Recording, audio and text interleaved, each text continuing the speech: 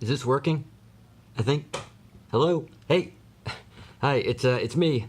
Sorry, I've been gone forever. I know. I couldn't. My camera broke, and then there was just one thing after another. A lot's happened since my last video. I finished Zebra Girl, my online comic, and I'm currently compiling it into an omnibus. It's slow going, especially since there have been health problems in the family, which I've had to tend to as the dutiful son. Anyway, well, I just wanted to claw my way back onto YouTube briefly because this one marvelous scene thing that I've heard about, that I've seen YouTubers participate in it. And you know, I have a one marvelous scene too. I just had to throw in my 2 cents. Well, 1 cent. It's about all I can afford.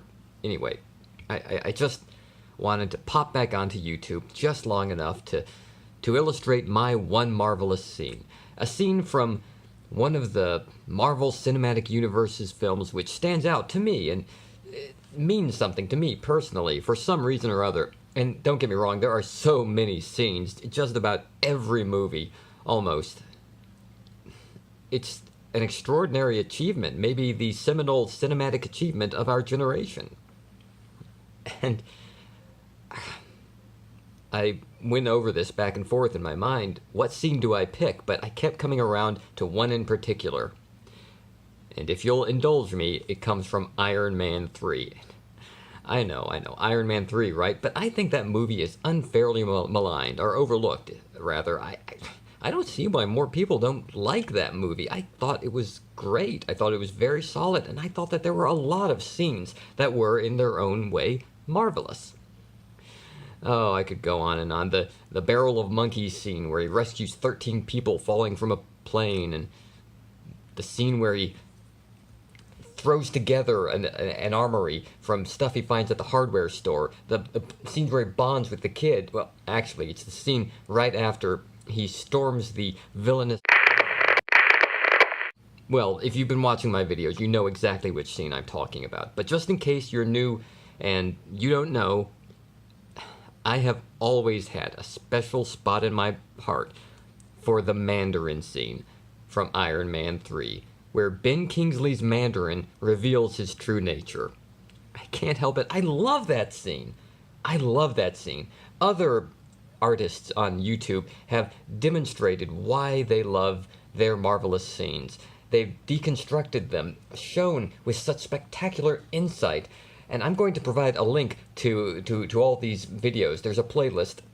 This was all started by Nando, and it was a great idea.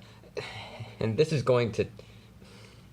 This video that I'm making now does not deserve to be counted amongst those in that playlist. This is just me talking about why I love the scene where Ben Kingsley appears after Tony Stark has heroically infiltrated the Mandarin compound. And he reveals himself, not as the stoic, steady, terrifying mastermind that we've come to see him as, but as a bumbling, nearly destitute actor. Just some guy, some schmuck who's been down on his luck and got taken up by the supervillains who kept him fed with drugs and amenities and girls and yachts and whatever else his filthy little degenerate mind wanted. Why do I love this scene so much? Well, it subverted expectations, of course, but why did it subvert expectations? Because it's Ben Kingsley. Every time you see a movie that has an established actor in it, oftentimes you expect that actor to play that same character. Think about it. Tom Cruise, Cary Grant, Tom Cruise again. For some reason, all I can think of are Tom Cruise and Cary Grant. There are other actors, right?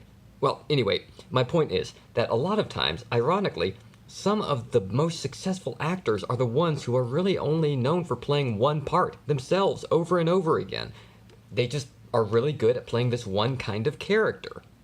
And that becomes their defining role. This makes them visible to the audience, to the movie-going public. This is how they become popular. And sadly, this means that many actors who are very, very good at acting like different people become overlooked because they get lost amongst the crowd that they themselves create.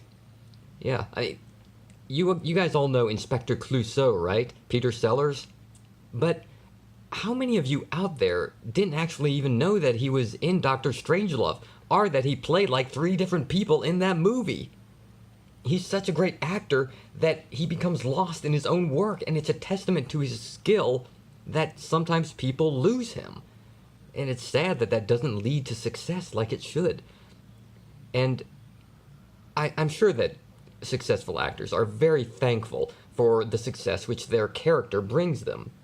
Jim Carrey's very grateful, I'm sure, for being allowed to be Jim Carrey so often. But every so often, they get a Truman Show. They get an opportunity to be someone else.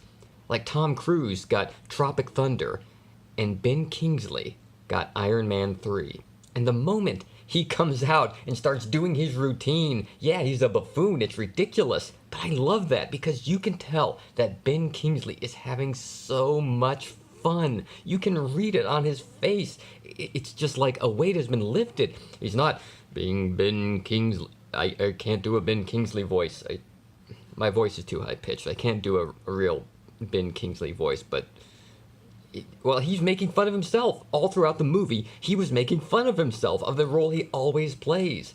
And when he gets to let his guard down and just have fun with the role, to just do comedy, to just be a funny guy, oh man, he turns it off and on like a chameleon. That is the moment that I truly began to respect Ben Kingsley as an actor. I mean, I had always respected him. The guy was Gandhi, for crying out loud. He's Ben Kingsley. Who doesn't respect Ben Kingsley? But in that moment, I respected him not just as Ben Kingsley, but as a truly gifted thespian. And I will always be grateful to Iron Man 3 and to the MCU for giving a great actor the opportunity to act like someone else. And I think that scene is criminally underrated. Lots of people, they hate that scene. They hate the Mandarin in that movie, but I love it. And that's my one marvelous scene. Not because of what it gave me necessarily, or not because of what it gave to the art form of cinema or to the characters in the MCU, but because of what it gave to that one actor. I think that's marvelous. Look, I gotta go, but I'll see you later. I'll try not to be a stranger so much.